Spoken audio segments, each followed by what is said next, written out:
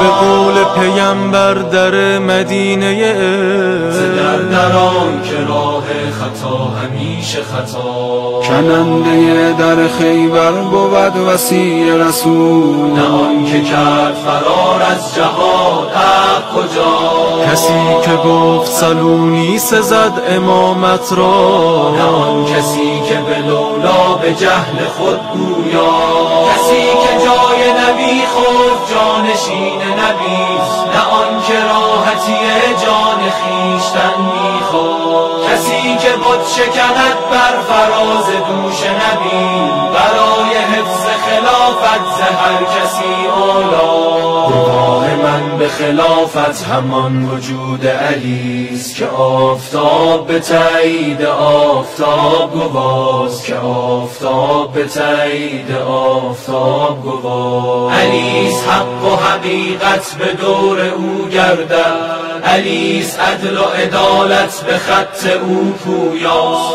اگر تمام خلائق جدا شوند از او، خدا گواست که راه تمام خلق خطا.